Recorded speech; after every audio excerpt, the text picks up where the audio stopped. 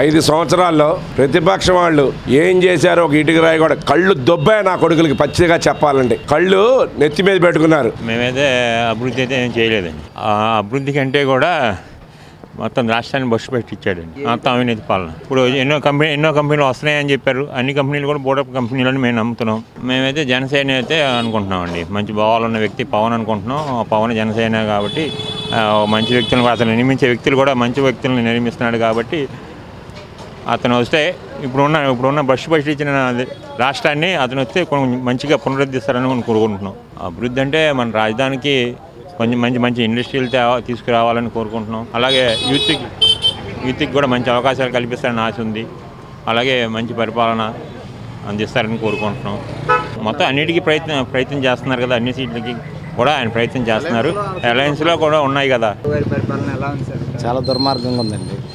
వాళ్ళ ఏదైతే ఉందో వాళ్ళ పార్టీ అభివృద్ధి కోసం వాళ్ళు చూసుకున్నారు. వాళ్ళ ఎమ్మెల్యేలకి ఏదన్నా కానీ వాళ్ళు చేసుకున్న కార్యక్రమం జనాలు చేసింది అయితే ఏమీ లేదు. ఒకటి 1000 రూపాయల పెన్షన్ స్కీము, దాన్ని 200 1000 చేసామన్నారు. దాంట్లో సెంట్రల్ గవర్నమెంట్ వాటా ఎంత, స్టేట్ గవర్నమెంట్ వాటా ఎంత? పైబచ్చి 2000 చేశారు. 2000 ఎప్పుడు చేశారు? ఎలక్షన్ స్టంటు 3 నెలల ముందు చేశారు. 3 నెలల ముందు వాళ్ళు దాని నిమిత్తం ఎంత అయితే ఖర్చు అవుతుంది బడ్జెట్లో ఏమైనా పెట్టారా? ఏం చూస్తున్నా కానీ వాళ్ళు ఎలక్షన్ కోసం ప్రిపేర్ అయ్యి వాళ్ళు చేసిందే తప్ప ప్రజల కోసం చిత్తశుద్ధిగా చేసింది అయితే ఏమీ లేదు. మేమైతే ఖచ్చితంగా మార్పు కోరుకుంటున్నాం. సాటిస్ఫాక్షన్ లేదు, అనుకున్నంత అయితే ఏమీ లేదు. అది అంతకుముందు 9 ఏళ్ళు ఈయనగా సీఎం గారు ఉన్నప్పుడు అసలు ఈయన వస్తున్నారంటేనే గవర్నమెంట్ ఆఫీసులని దడదడదడలు ఆడేవి. ఇవాళ ఏముంది చెప్పండి? అప్పుడుకి అసలు ఇప్పటికీ సంబంధం లేకుండా ఉంది. చెప్పండి వదలండి, లేదా నేను రండి, పర్లేదు. చంద్రబాబు నాయుడు గారి పరిపాలన మార్కు అంటే 9 ఏళ్ళ కిందట అయిపోయిందండి. ఇప్పుడు 5 ఏళ్లలో చంద్రబాబు నాయుడు గారి పరిపాలన లేదు అన్నమాట చెప్తున్నాం. అది నిజంగా మార్కు పరిపాలన ఉంటే కనుక ఆయన ఇంతకుముందు 9 ఏళ్లలో ఏ ఎమ్మెల్యే తప్పు చేసినా కూడా యాక్షన్ తీసుకునేవాళ్ళు ఎమ్మెల్యే మీద. ఇవాళ అది ఉందా? ఇవాళ మీరే చెప్పండి, ఇవాళ ఉందా? నిన్నగాక మొన్న యూట్యూబ్ నెట్లో వచ్చింది. అనంతపూర్లో ఒక ఎమ్మెల్యే మన ప్రభుత్వం చంద్రబాబు నాయుడు గారు రానివ్వండి, మళ్ళీ చంపేద్దాం, నరికేద్దాం, 6 నెలల్లో ఖతం చేసేద్దాం అని చెప్పాను. మరి ఏం యాక్షన్ తీసుకున్నారు దాని మీద? చింతమనేని ప్రభాకర్ గారు, అనుజాక్షి గారు, ఒక లేడీ ఒక విధంగా చెప్తున్నారు. ఏ పార్టీ అనేది కాదు, నేను ఏ పార్టీకి సమస్య కాదు, నేను ఏ పార్టీ కాదు, ఫేవర్ కాదు. చెప్పండి, మీరే చెప్పండి, ఉందా? ఎన్ని ఉన్నాయి అలాంటి జరిగినవి యాక్షన్ లేనివి? చెప్పండి, మీరే చెప్పండి. సో ఏంటంటే మార్పు అనేది కావాలి. ఎవరని నేను చెప్పాం, కానీ ప్రభుత్వం చేంజ్ అవ్వాలి. ఒక రాష్ట్ర పౌరుడిగా, దేశ పౌరుడిగా అభివృద్ధిని కోరుకుంటున్నాం. ఏమో వాళ్ళు ఇంకా మా మేనిఫెస్టో పూర్తిగా ఇవ్వలేదు కదండి, చూద్దాం. అప్పుడు ఇంకా టైం ఉందిగా, ఏప్రిల్ 11 ఇంకా 20 రోజులు టైం ఉంది కదా. ఎవరు మేనిఫెస్టోలు చూసి అప్పుడు ఎవరికి బాగుంటుందో అప్పుడు ఓటేద్దాం. వాళ్ళకి చేసిన వాడికి అన్ని తాత్కాలికమే కదండి. ఇప్పుడు ఆ డబ్బులతో టెంపరీ పర్మనెంట్గా కట్టచ్చుగా? చెప్పండి. ఆ డబ్బులతో ఇప్పుడు తాత్కాలికంగా అన్ని ప్రతిదీ తాత్కాలికమేగా, అదే పర్మనెంట్గా ఎందుకు కట్టట్లా? చెప్పండి. ఇప్పుడు ఎవరి డబ్బులు అవి? మన డబ్బులేగా. ఎన్ని వేల కోట్లు చేస్తారు? మీరు మీ సొంత ఇల్లు కట్టుకుంటారండి, మీరు తాత్కాలికమైన ఒకటి, పర్మనెంట్ అని ఒకటి కడతారా? దుర్గా ఫ్లైఓవర్ ఎన్ని సంవత్సరాలు పడుతుందండి? జస్ట్ 5 కిలోమీటర్లు ఉండే ఫ్లైఓవర్. పోలవరం ప్రాజెక్టు ఎప్పుడు అవ్వాల్సిందండి? అదే సెంట్రల్ గవర్నమెంట్ చేతిలో ఉండి బాడీకి అయిపోయేదిగా, మనకు రిజల్ట్ వచ్చేదిగా.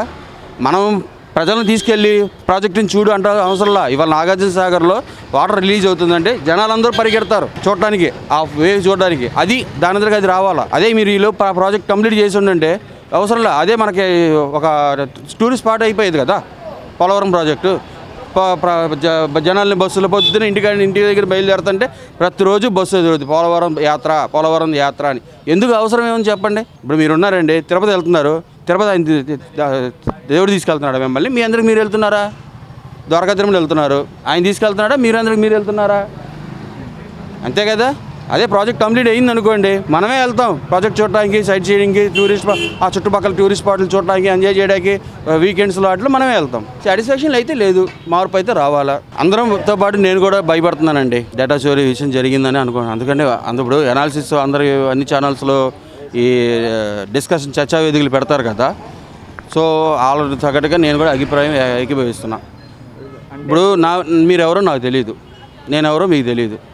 మీ ఆధార్ కార్డ్ డీటెయిల్స్ నా దగ్గర ఉంటే మీకు ఎలా ఉంటుంది? అవునా? నేనెవరో మీకు తెలియదు, జస్ట్ ఓన్లీ ఇంటర్వ్యూకి వచ్చారు, ఛానల్ కోసం ఇంటర్వ్యూకి వచ్చారు, ఈ విధిలోకి వచ్చారు. నా డీటెయిల్స్ మీ దగ్గర ఉన్నాయి అనుకోండి, మీకు ఎలా తెలుస్తుంది? సో అలాంటిది మరి ప్రైవేట్గా ఎందుకు ఇవ్వాలి? ఎందుకు వెళ్ళి అసలు ఎలా వెళ్ళి? ఒక క్వశ్చన్ అడుగుతాను, చెప్తారా? ఏదైనా చేయగలిగే అధికార పక్షంలో ఉన్న వాళ్ళ, ప్రతిపక్షంలో ఉన్న వాళ్ళ, ఒక చదువుకున్న విద్యార్థిగా, ఒక పౌరుడిగా అడుగుతున్నాను. నేను ఏ పార్టీగానే కాదు, చేయాలి కదా. మరి ఎవరు చేసినట్టు? అది పాకిస్తాన్ మీద సర్జికల్ స్ట్రైక్ చేశారండి. కాంగ్రెస్ వెళ్ళి చేస్తుందా, బీజేపీ వెళ్ళి చేస్తుందా? బీజేపీ గవర్నమెంట్ అధికారంలో ఉంది కాబట్టి వాళ్ళు చేస్తారు, అధికారంలో వాళ్ళు ఉన్నారు కాబట్టి. ఎగ్జాంపుల్ మన